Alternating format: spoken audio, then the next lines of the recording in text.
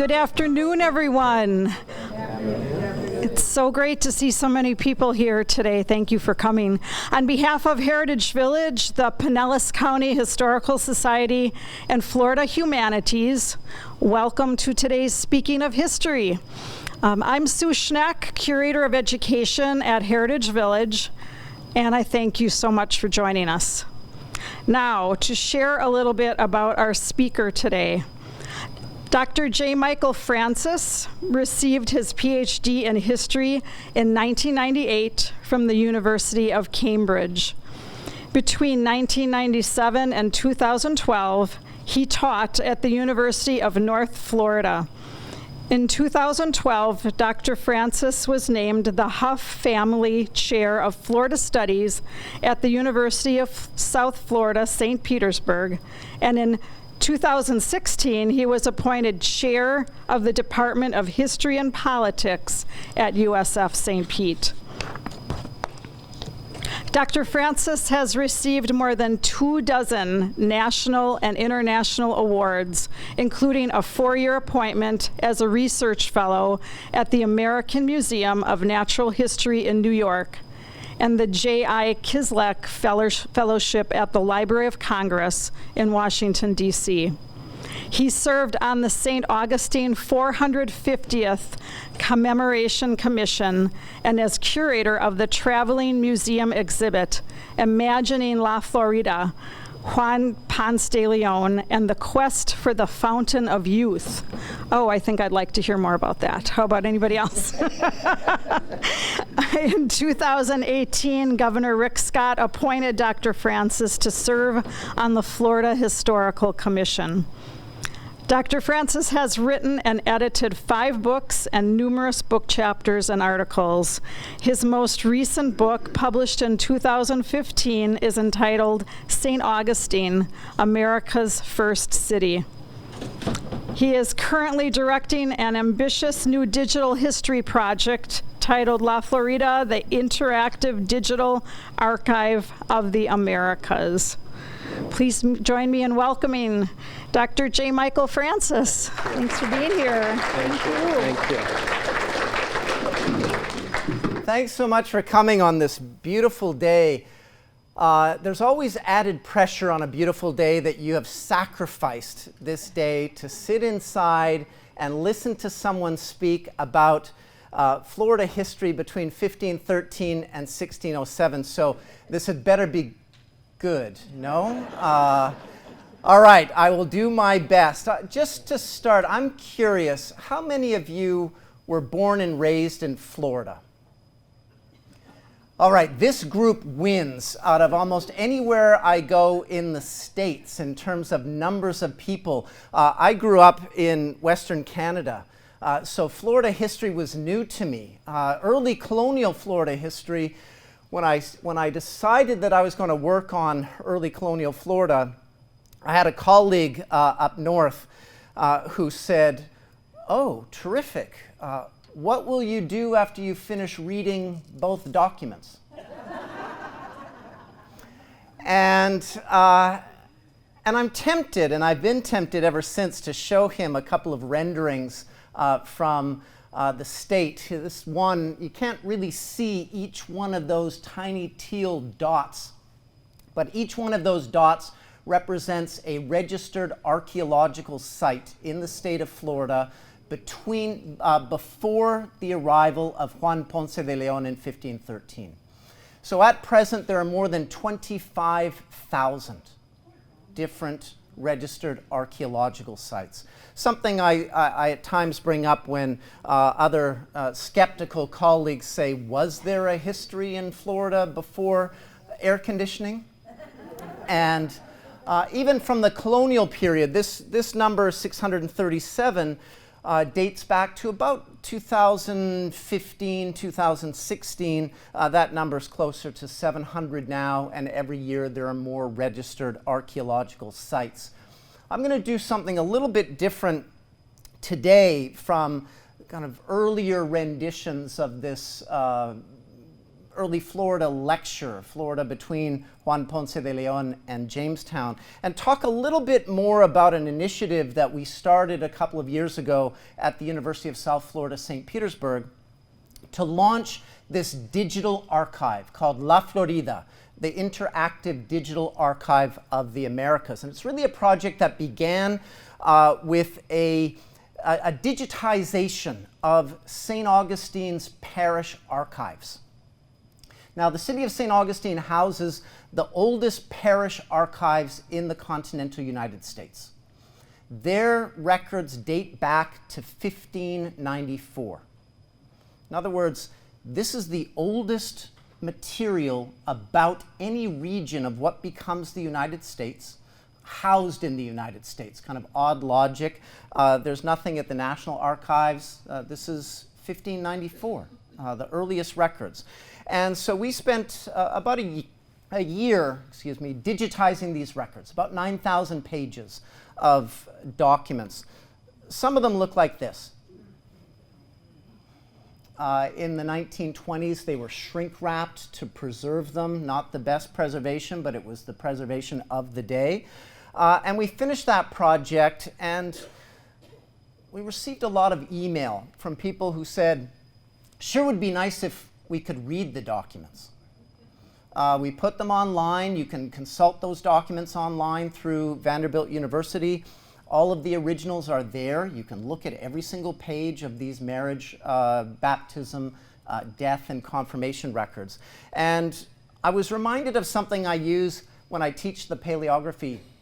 I teach a 2-semester program, a critical program really in terms of national education, to teach students how to read 16th century Spanish handwriting. President Trump, I think, recently announced that that was going to be a required skill for all. It's a recurring dream I have that somebody says that. This is actually 18th century handwriting on a 17th century book of baptisms. And a priest, likely a priest, wrote on this first page of baptisms, and he wrote the following. It basically says this: "My dear Lord, not even the devil could read this. The writing is so bad I can't make out a single word in it." So when students come to take the paleography course, I lock the door, and then I show them this, and I read this, and I say, bear with me for 8 months and you'll learn a skill that the devil himself does not possess. And then they say, okay, bring it, Satan. We're going to learn how to do this. So in March of 2018, we launched the La Florida Interactive Digital Archive of the Americas, and it's really broken down into 5 sections. I'm going to talk really mainly about one of these sections. A section because I hear the excitement building in the room. Prosopography? Wow! I've been coming to these lectures for years, and when does anybody talk about prosopography? Prosopography, quite simply, is the study of collective biography.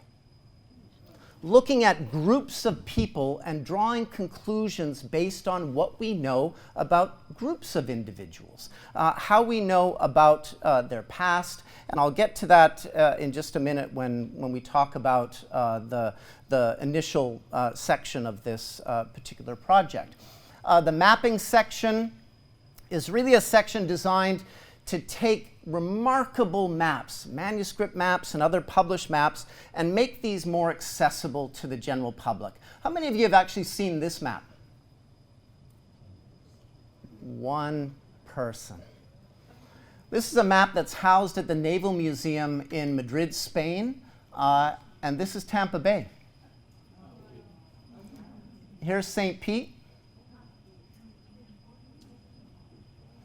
And so we've animated this map. You can go to the site. all of the names of places. You can hover over and see what the names are on the site. And we made a little video animation using this particular map.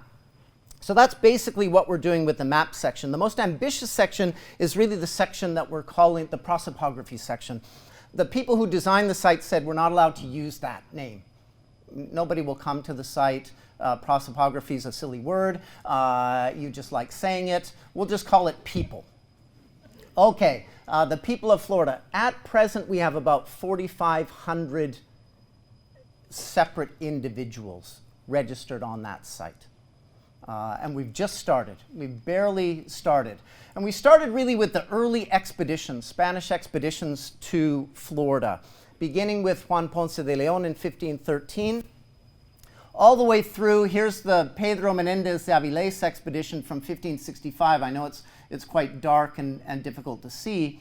And then the following year, there's a massive expedition that comes to Florida. And the project really began with a very basic question. Who were the conquistadors? What do we know about them? Obviously, they look like this because conquistadors, for some reason or another, were people who never smiled. They were grumpy characters. They were dirty. They never look like pilgrims, do they? They don't look happy. They don't seem to eat pie and turkey. They're rather nefarious characters. And I was always intrigued. Who are the people who came to Florida in the 16th century and why? What do we know about them? What do we know about their backgrounds? Were they single or married? How old were they? What occupations did they serve? Were they literate or not? Which part of Spain did they come from? Etc. So the project began really thinking about what happens after Pedro Menendez de Avilés establishes St. Augustine in 1565. Now, under contract, Menendez was supposed to build 2 or 3 towns. That was in his contract.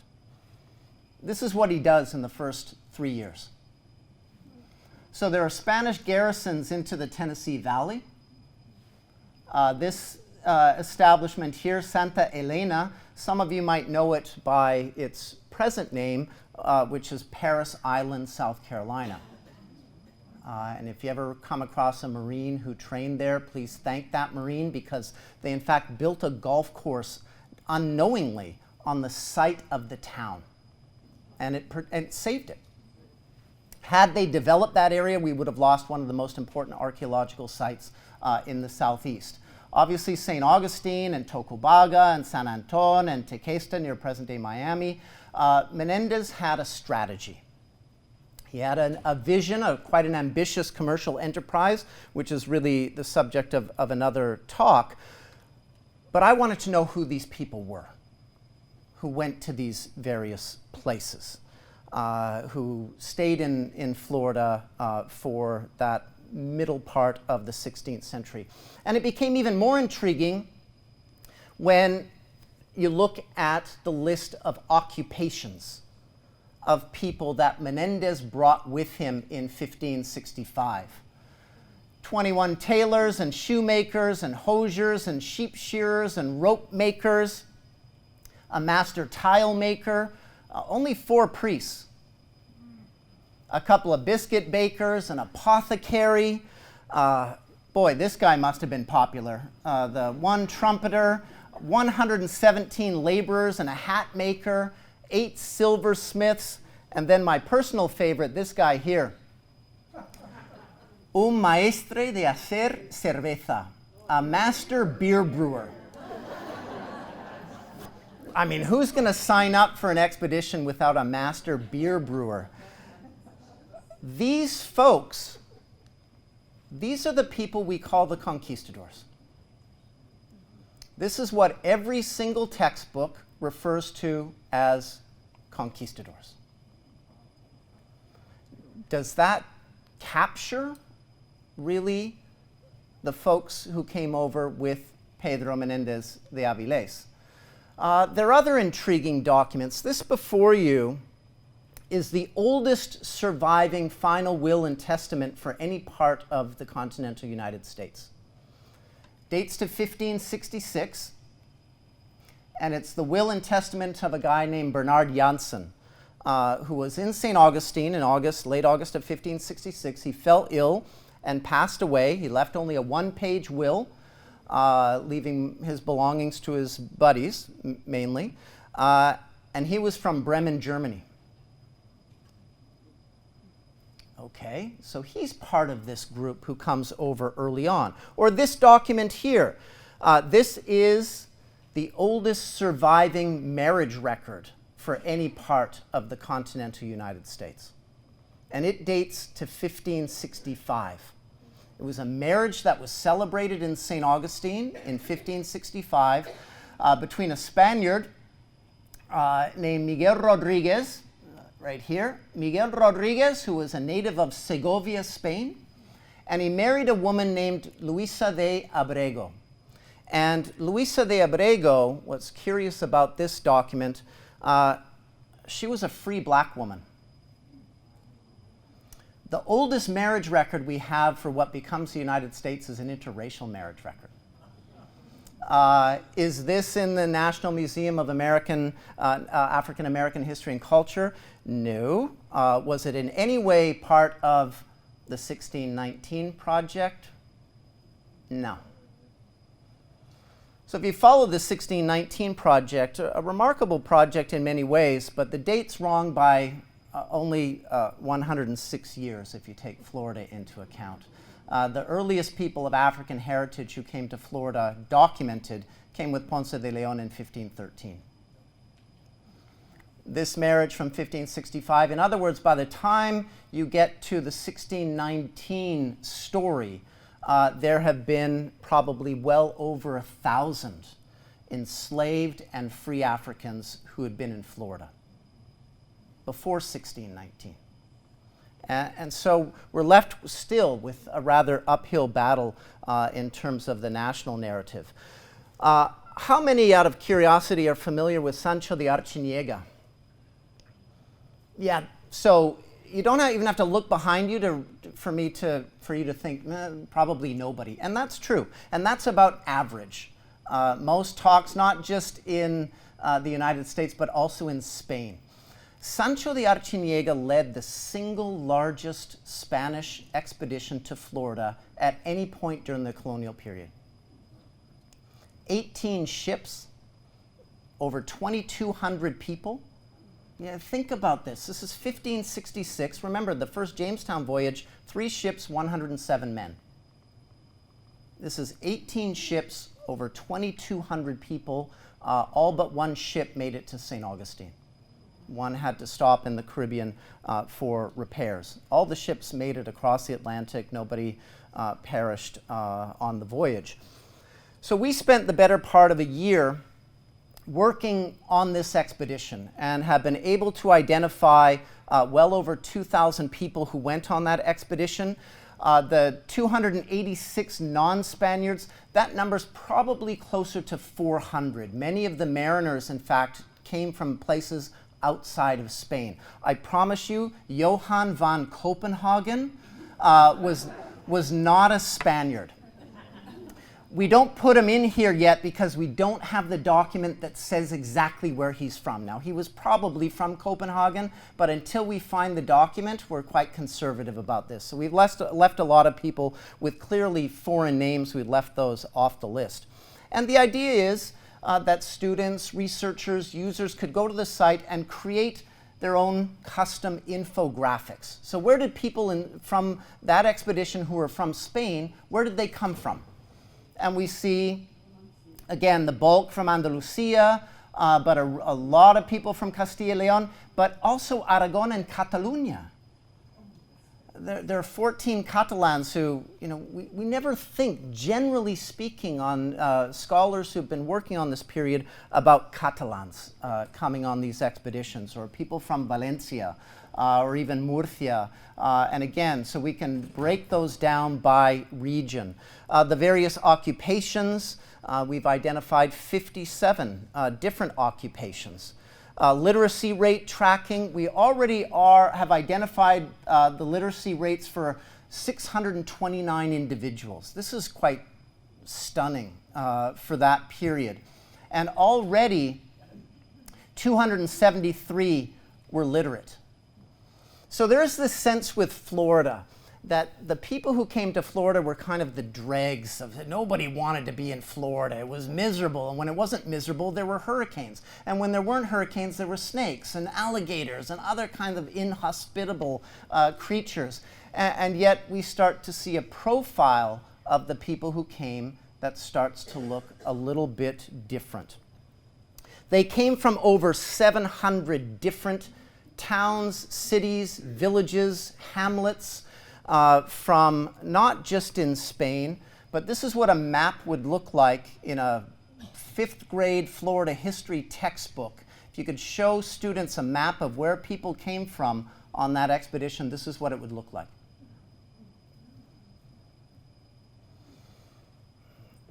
We have people from research last summer in Seville. I think we're up to 6 or 7 who are from present-day Dubrovnik. Poland, Germany, obviously Portugal and Flanders, North Africa, Italy, Greece. This individual from Florida, you're probably wondering, what's a Florida person doing on that expedition in 1566? This was a Native American chief. We don't know how he got to Spain or exactly when he got to Spain, but he was going back on this expedition likely to serve as a guide and a translator. And all we have is his name. That's it. We haven't been able to find him in any other documents. We can track ages. There wasn't supposed to be anybody on this expedition under the age of 20. Here's the 12 to 16 category. Here's the 17 to 20. And not surprisingly, what most individuals declared when they were asked how old they were, guess what they said? 20. How old are you? 20. 20. And then you find them 5 years later in documents from St. Augustine or elsewhere. How old are you now? 20. You were 25 years ago. Yep. Fountain of youth, age well. But the bulk of them fall into this 17 to 20, 21 to 25. When you get to these older categories, many of these older gentlemen were mariners. They were experienced pilots or navigators, and so it changes the data a little bit. When you think of the people who stayed, most of them were basically college-aged students.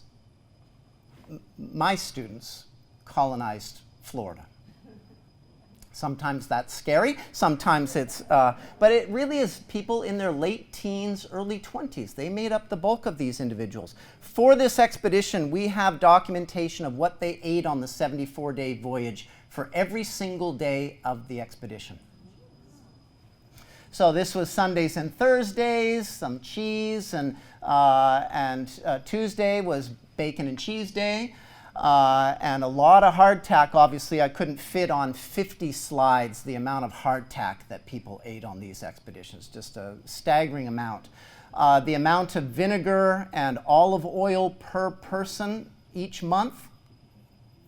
And of course, Fridays, rice and fish. Does this look like much wine? No?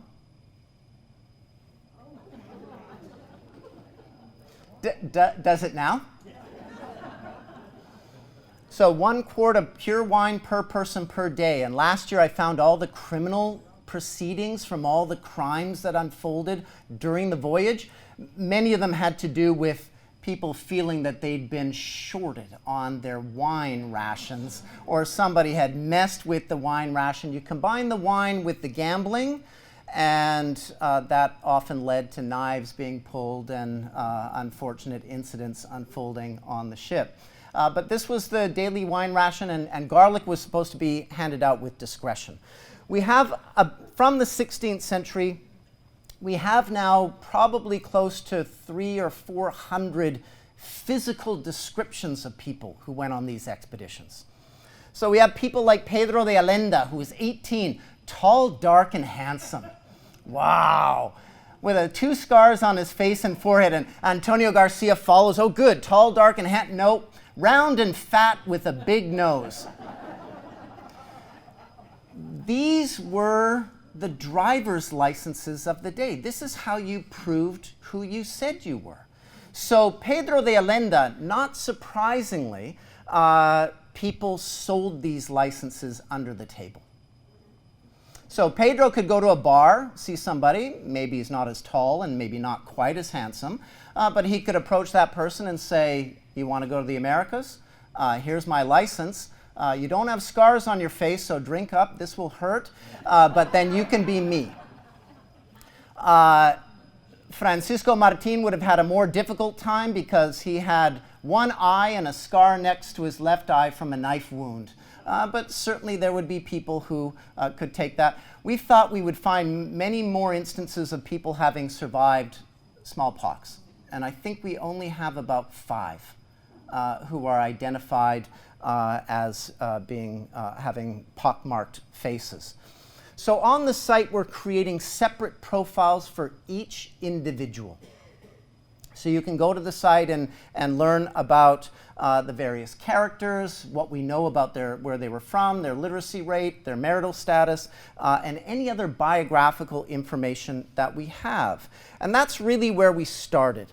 And what I'd like to share in the last 15 minutes or so of the talk is the initiative that we've now just recently launched, which is an initiative, again, that goes back to those parish archive records. And just to give you a brief overview of the parish records from the Diocese of St. Augustine, these are magnificent documents. About 5,500 pages of them are baptism records, 150 pages of confirmation records, 1,450 pages of deaths and burials, and 1,650 pages of marriages, along with a couple of books really about the Minorcan, Greek, Italian, French population that came to Florida in the 18th century when Florida was under British rule. These are collectively referred to as the Golden Book of the Minorcans. And then about 50 pages of miscellaneous, a random selection of some documents. So about 9,000 pages total. And I was telling a student about this the other day, and I said, all these documents, baptisms, marriages, and his response was this. And he said, wow, Dr. Francis, what an exciting life you must lead. Spending days and months, years really, looking at names of people in these registers. Anybody who's worked with these registers, it doesn't take long to see the incredible value and what they bring to our understanding of of colonial St. Augustine society. It really allows us to reconstruct a kind of tapestry for the city that is virtually impossible to do if you only look at government documents. Many of these people, for example, mentioned in the parish records, this is the only time we see them. It is the only hint of their presence in Florida, the only hint of multitudes of free and enslaved Africans, of multitudes of Native Americans, and of poor Europeans, and not just Spaniards, Europeans from all over Europe who were part of this community from the time the community was founded, from day one. So just to give you an example, years ago there was a governor who came to Florida in the late 16th century, and one of his responsibilities was to take with him 10 or 12 single women of good repute. And these 10 to 12 women were to be married to Spanish soldiers in St. Augustine. Now, for whatever reason, this governor only brought 2. I don't think it was that difficult to find 10 more who of good repute, but he only brought 2. One of them was this woman, Ave Mendiola, who was a native of Granada, Spain. Her mother was from the Canary Islands, from Tenerife, and this is the only reference I'd ever seen to Ave Mendiola. And what it tells us is that she was 16 years of age, and she had a scar on her right eyebrow. That's all we know about her. 16, had a scar, and she traveled with the other woman who was her mother. So the 2 of them arrived in St. Augustine and then just disappeared. We don't see them in the administrative records. We do see them in the parish archives. Well, we see her. The mother likely perished on the voyage, we think, because we can't find her anywhere. But Barbara de Mendiola married. She arrived in late May, early June of 1597. Within a month, she was married. So she was basically an arranged marriage with a Spaniard named Juan de Llera, but he's described as a native of this land. And his story is a really interesting one. He's probably not Native American, but he's probably a mestizo. His father was likely a Spaniard who lived on Paris Island, mother Native American. And he married this woman, Barbara de Mendiola. They had 2 children, and then the death records don't go back this early, so we don't have a record of his death, but we know that by 1612 she remarries and a Spaniard named Lorenzo Jimenez, and they have 2 more children. And then we have her death record from 1630. So from the time of she was 16 until 1630, when she was about 50, she lived in St. Augustine, and she was buried in St. Augustine. Or a woman named Dona Maria de Posada. This was a woman who was married to the treasurer, interim governor. We know a great deal about Juan Menendez Marquez. He was from the Menendez clan, but so was she. In fact, Maria de Posada was probably his niece, we think. They were related, but it's likely that she was his niece. And they married. They were betrothed when she was 13. He was far more senior, but she was 13. They married when she was 15. And in their marriage record, in that archive, the priest refers to having received a papal dispensation to marry them because they were so closely related. So the Pope had to give them authority to marry. That happened. And then we don't see her much in the literature. Her name's referenced every once in a while. But when you look at the parish records, you see that the couple had 10 children. This gentleman here, Francisco, becomes one of Florida's first major cattle barons. He's a treasurer, also serves as governor, but he's really, when you look at the growth of the cattle industry in Florida, he's one of the very first cattle barons. They have 10 children. I don't think that 8 and 9 survive. They both appear in the records having been administered what's referred to as an emergency baptism. They're just baptized with water. They're not baptized at the church with oil and chrism, just water, because it doesn't seem that they're going to survive. And then after the birth of the 10th child, we don't see much of Dona Maria. She's a godparent in 3 other baptisms, and she's a marriage sponsor in 1 other marriage. In this record, we see that she's the one who performs the baptism on a child who appears to be near death. So this says that this child was baptized by Dona Maria de Posada, or Posadas. This is the first time and the only time so far we've seen a woman perform a baptism. And it's her. This is all we know about her. Or the remarkable story of Ricardo Artur, whose real name, in fact, this was the parish priest in St. Augustine between 1597 and 1604. His real name was Richard Arthur.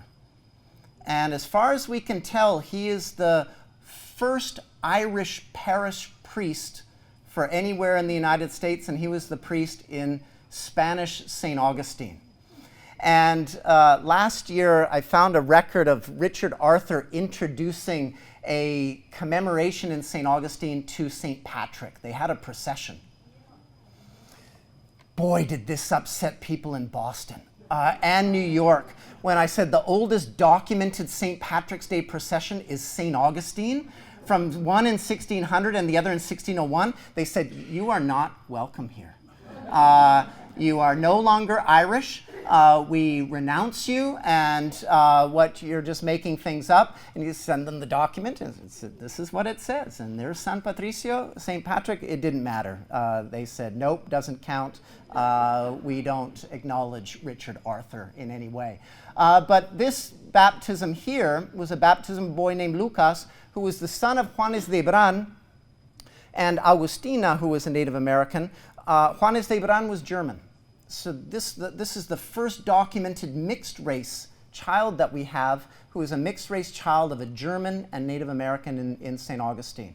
So imagine what life was like in that household, speaking German, probably Spanish, maybe Timucua in the household. Or this marriage between two Native Americans is the first one that we have. It dates back to 1594.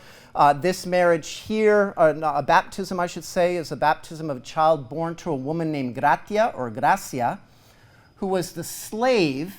This text here says she's the slave of a woman, and then it's ripped. She's the slave of, and then it's ripped, and you think, oh. And all you get is the end of the person's name, Talina. It's probably Catalina. She's a slave of a woman named Catalina, and that was it. This is 1595. This is the first recorded baptism of any slave we have for the United States. That includes Puerto Rico. And yet in the death record, 1637, there she is again. And she's the slave of Catalina de Valdez. And this is from 1637. So in other words, even if she has a child very, very young, this is a woman who spent the better part of 50 years as a domestic slave in St. Augustine, Florida. These are the only two records we have about Gracia, this slave. Lots of information about runaway slaves trying to escape English plantations to make their way to Spanish Florida. And so basically, what we're trying to do, we applied for a grant through the National Archives to create a digital exhibit to take basically about 10,000 people who appear in these records and create a database, a searchable, interactive database that would allow users, through a series of filters, to go through all of these documents, to filter them based on race, on gender, causes of death, free or enslaved, names. We've been spending a lot of time basically drawing polygonos around each word on the 9,000 pages so that users can simply hover over the word and the word pops up on the screen. The full transcription of the document appears below, and the full translation like this. So you can choose English or Spanish, and here's an example of just hovering over and you get the word, but you can read it in English or Spanish. You can create your own custom infographics looking at the numbers per year, comparing those to other years. I know all of you are most interested in the most popular names between 1594 and 1616. Juan wins. The different color here, these are children being baptized with these names, and these are adults with these names. So Maria is the most popular of the baptized names. But these are the four most popular names, but a student can go on here and create infographics based on the numbers of baptisms, compare them by gender, put the two together, look at all the information we have about free and enslaved Africans, about Native Americans who appear in these records, and track them. So we have someone in Spain who's helping us with the transcription over the next 2 years. We will transcribe and translate every single page of that parish archive, all 9,000 pages, so that it'll be available in multiple, in Spanish and in English. And then we're going to add all those names to this database. So within a couple of years, the plan is for all of that material to be up online, to be searchable, and for users to create those, their custom infographics. So we applied for a grant, as I said, from the National Archives, a $250,000 grant to see if we could get some national support to do that. And just a couple of weeks ago, we won. So Bill Murray was very excited, apparently, that we won this. So this is a project that, again, as you follow the site over the next couple of years, this is what we're building to bring voice to voices that really since the colonial period have not been heard outside of those parish records in St. Augustine. So on that note, I know I'm probably close to time. I'm happy to answer any questions you might have, or if you want to go outside and enjoy it. Students walk out all the time, so it doesn't, it's no problem. Yes, sir? You showed all the different occupations of people on that 1566 voyage. Were any of the other ones primarily soldiers, military, like? Yeah, so the question was about the occupations and looking at the kinds of occupations that came over with Pedro Menendez de Avilés and the kinds of occupations that came over with Sancho de Archon. This is exactly the kind of thing that we're trying to compare. So when you look at people who even self-identify as soldiers, there aren't very many of them. In the Sancho de Archon expedition, there are more. But they don't necessarily self-identify as soldiers. And one of the things that we're trying to determine is how much military experience, if any, did some of these individuals have before they went on the expedition. So the project that we're almost finished identifying everybody right now is the Hernando de Soto expedition. So we've identified now 660 people who came over with Hernando de Soto. Some of them had previous experience with Soto in Peru, and others had previous military experience fighting in Flanders and in Italy. Many had none, zero. And we still call them conquistadors. One scholar preferred to identify a lot of these individuals as armed entrepreneurs.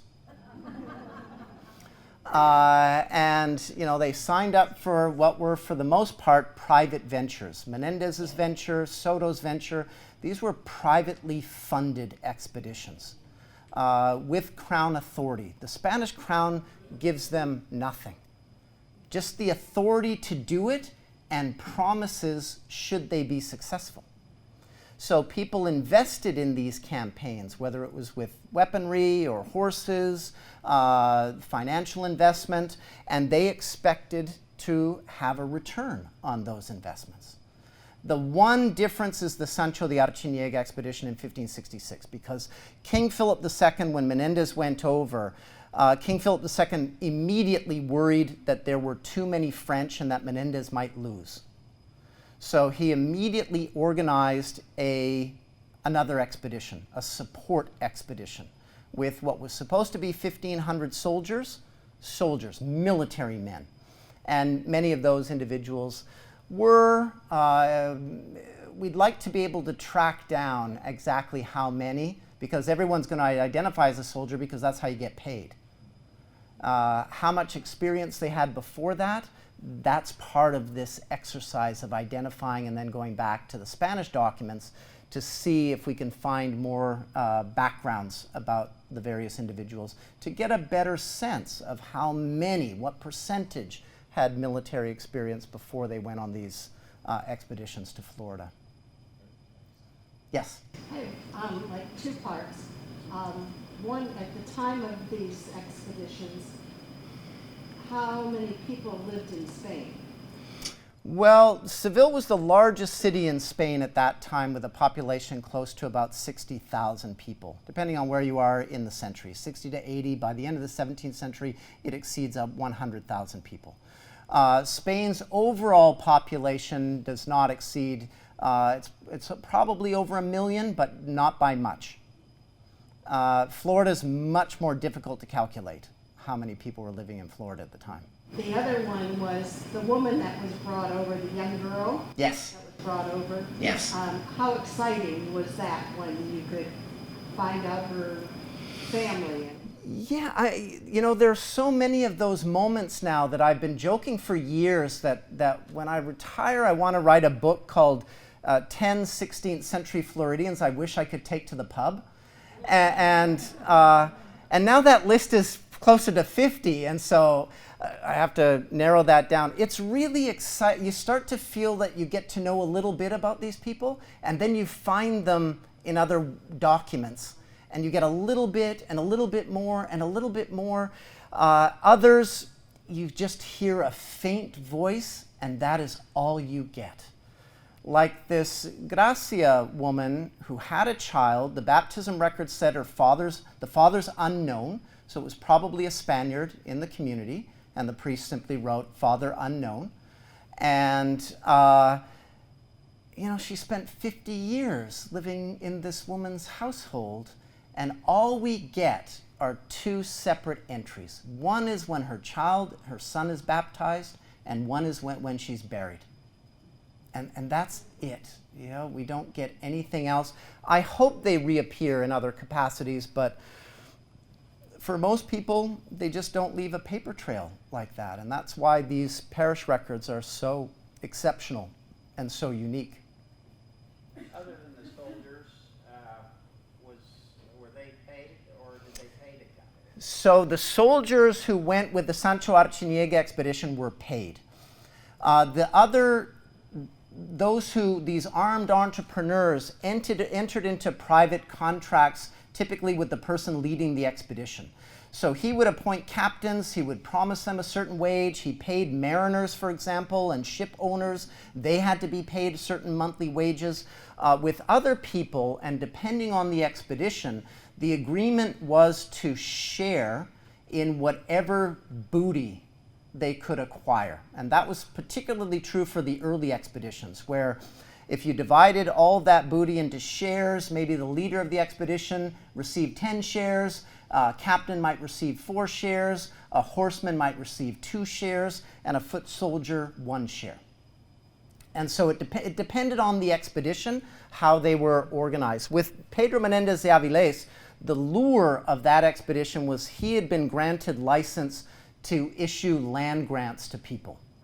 So he had that right invested in him from the crown, that authority, and that was a draw for people to join. He said, I can issue land grants to you and pay you those a compensation for your services in land. And so otherwise, if they came with a particular trade, typically they entered into negotiation with the leaders of that expedition to pay them a certain amount, or at least promise them a certain share of whatever it was that they uncovered. But they weren't paid by the crown unless you get to Sancho the Archon. Those guys were paid out of the royal coffers. Yeah. You know what the relationship is with the indigenous people that were here before? Did they just push them out?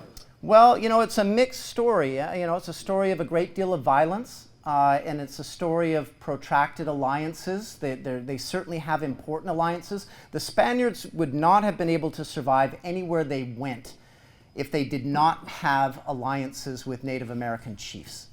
And so what they do very early on is they exchange highly prized luxury goods in exchange for labor and food, and to some extent security.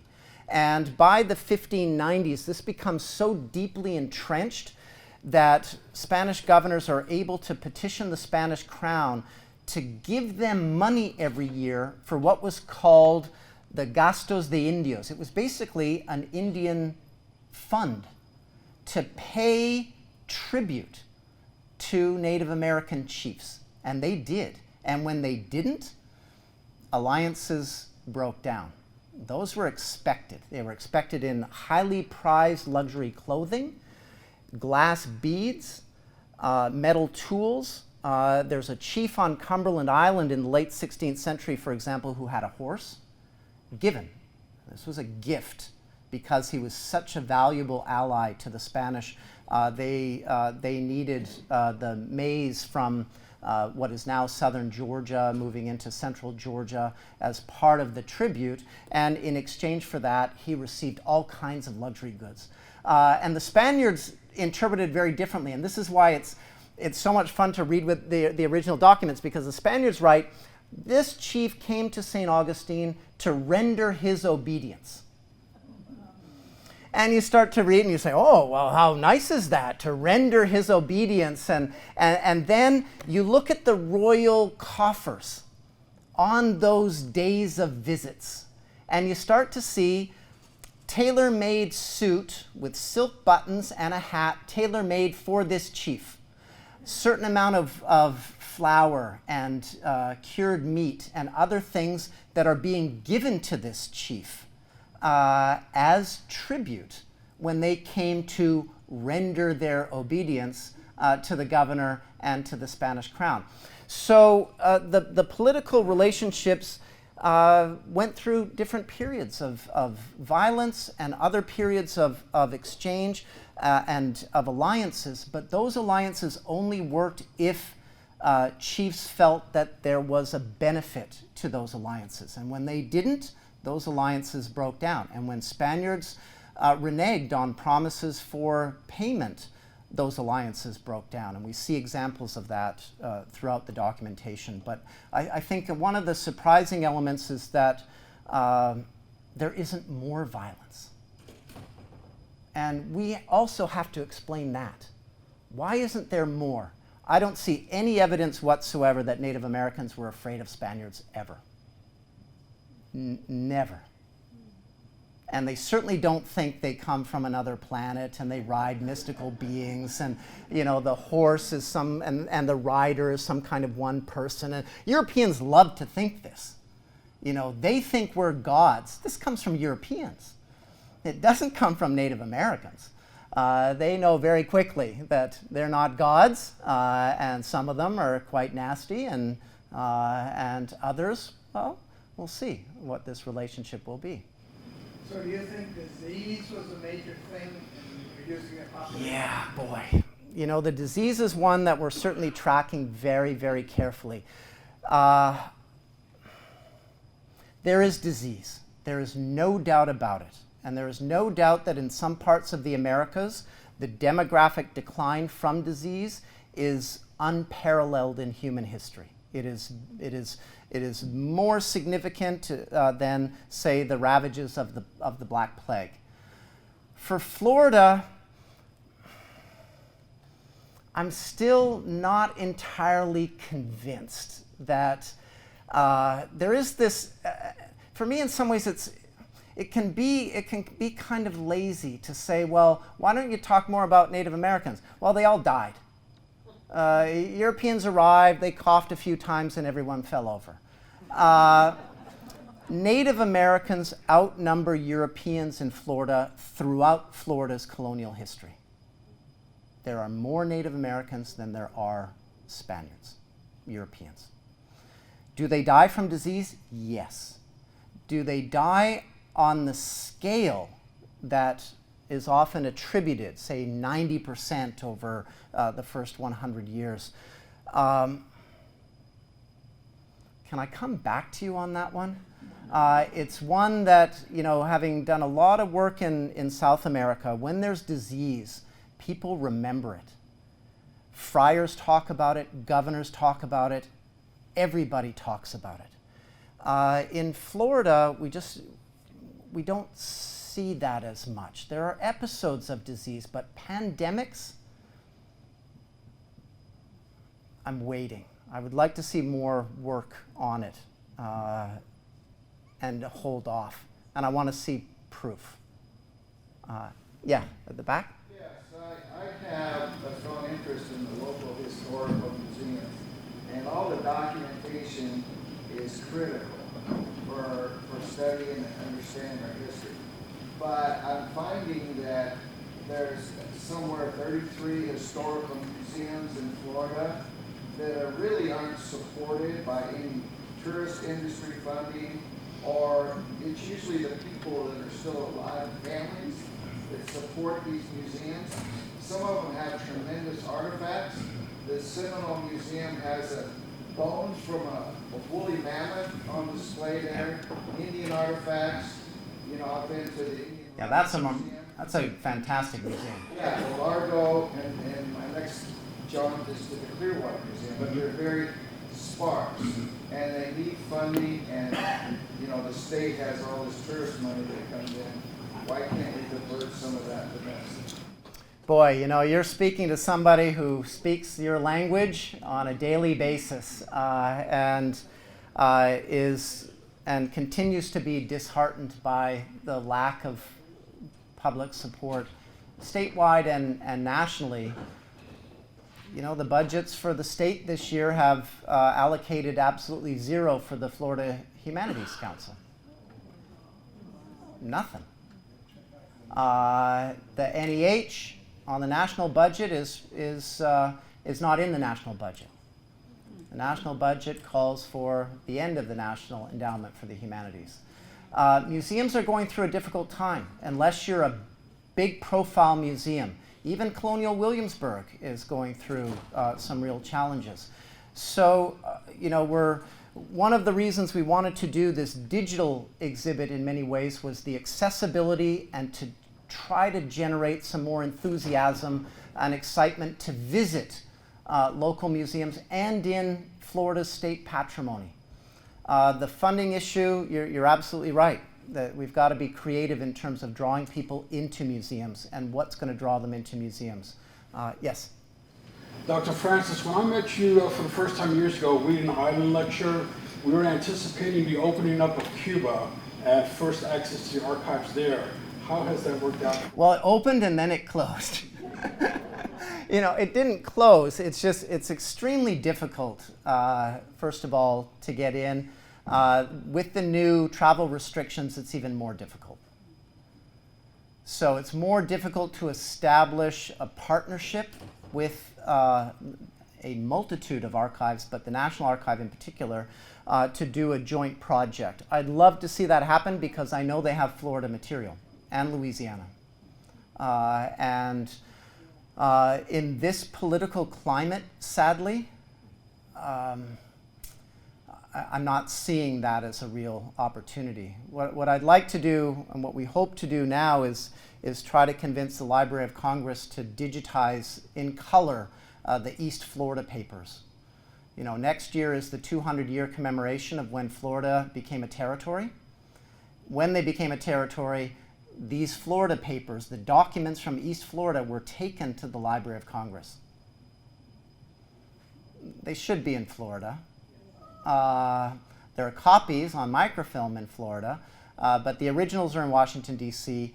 I'd like to see an initiative to get those digitized as part of the 200-year commemoration. Yeah?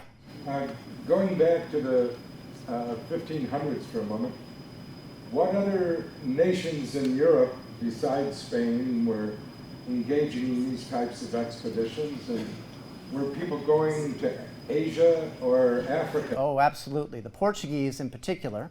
And of course, everybody wanted access to the spices in Asia. That was the gold of the day. But emeralds from Colombia, for example, were ending up in India in the 16th century. Silver in China and the Philippines. And so the Portuguese were actively involved. Portuguese really started this massive expansion, even though Atlantic expansion really has its roots that date long before Columbus. Europeans were expanding into the Atlantic world. And so the Spanish, the Portuguese, later the English, certainly the French, the Dutch, and in terms of mariners, we see that they came from all over, that Seville became a hub. If you were a mariner and that happened to be your trade, and you were a skilled mariner, you could go to Seville and end up on one of these ships and just spend your life going back and forth and back and forth. And you know, one of the advantages to the digital element that we're building is, you know, we're tagging people in wherever they appear in the documents, so you can basically follow somebody's life over time, where they moved and how much. And you know, we've thought for a long time that Pedro Menendez crossed the Atlantic Ocean more than 50 times. I mean, think of that. How many people have crossed the Atlantic more than 50 times in an airplane? And there are mariners who start as pajes when they're 12 years old. And they rise in rank and rise, and all they do, they spend their lives going back and forth and back and forth and back and forth. And so I think people will be surprised when they see how much movement this encounter generates, you know, long before the dramatic increase in the slave trade in the 18th century, just how much people could move and did move from one place to another. Yeah. Yes? Were there any slaves other than blacks? Were they all African? Yeah, that's a great question, because Spanish slave code, of course, is built on a medieval slave code that was not based on race. So you could enslave anybody. In Spain, during the late medieval period, Christians, Jews, and Moors, if you were captured in battle, you could be enslaved. And there were slave codes that came out of that. We've had that question. There were a couple of incidents, certainly in St. Augustine, where you have Native American slaves. And Native American slaves in pretty high numbers when you go back to Ponce de Leon and Hernando de Soto. You know, Ponce and others had made expeditions into Florida to capture Native Americans and enslave them and take them to the Caribbean. We know that. Some of them end up on later expeditions. In St. Augustine, in these records, so far, we don't have anybody who does not appear to be of African descent in terms of those being enslaved. There were people who committed crimes who were then forced to the galleys, and you know, they had to perform 5 years or 10 years of service in the galleys. That was usually a death sentence for those folks. But as slaves in St. Augustine, so far we don't have any that we've identified. But there could have been. Yep. Yes? You mentioned the Tennessee Valley settlements. What became of them? Well, they were small garrisons. This was part of two separate expeditions that launched out of Parris Island, South Carolina, into the interior, into what is now North Carolina, and then across into the Tennessee Valley. And the plan was part of a broad vision that Pedro Menendez had to establish a land route that would connect a deep water port at Hilton Head, basically. You've got this great, incredible port, and establish these land garrisons that would connect it to northern Mexico. Now, why northern Mexico? Well, in the 1540s, that's when the Spaniards found the great silver mines of Zacatecas. And part of Menendez's plan was for that silver to move overland to a deep water port that he controlled. In other words, this was a business venture that he thought, what he didn't recognize is it's a long way it's a long, long way from Parris Island to Zacatecas. And of course, people lived there already in between. And many of them were far less enthusiastic about Menendez's plan than Menendez was about his plan, as were the Spaniards that he put in those garrisons.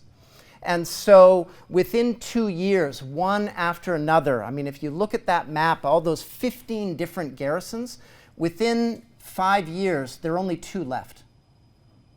St. Augustine and Santa Elena at Parris Island. After Francis Drake burned St. Augustine, the Spanish crown ordered everybody from Parris Island to St. Augustine to consolidate in one place. So at 1587, St. Augustine is the only one left. That's it. Yeah, and Pensacola is another, not until 1692 before it's established. So beyond that, there are some Franciscan missions, but that's it. And so the traditional argument is that the relationships with local Native Americans was quickly deteriorated, and the places were burned. And we know that many of the forts were in fact burned. Most of the soldiers were delighted to get out of there. Tennessee, the governor said, just wait, there will be Nashville and there'll be lots to do and it's fun, just stick with it. And they said, no, we don't want to be here. And so many of them simply packed their bags and left. And so they didn't survive. And that plan, as they realized the distance and really the fact that they couldn't. With a lot more, they'd need a lot more people and a lot more in terms of resources to deal with any kind of ambitious colonial enterprise into the interior. And those Native Americans who were there simply didn't appreciate having to feed these characters in exchange for nothing. So, yes, sure. My question is, I know that you're looking at baptismal records, but have you found any diaries or journals? Yeah, so questions about diaries and journals. When we get to the later period, there's a little bit more in terms of that richness. Your question is one that I wish we had some stuff. There are some private archives in Spain that we've had the privilege of working in that have provided some additional information that we didn't have before. About the first hospital, for example, founded in St. Augustine, and some of the information about that. But beyond that, in terms of diaries, logs, we don't have anything of that nature. We have no portrait of anybody who lived there. Even the portrait of Menendez is based on an alleged portrait by Titian. Original's never been found. So we don't know that. We have to go by, round and fat with a big nose. That's how we know what people look like in those days. But again, every once in a while something pops up. So family papers, there were enough families in Florida of influence that there might be more that pops up down the road. But so far, nothing like that, sadly. So, well, thank you so much. And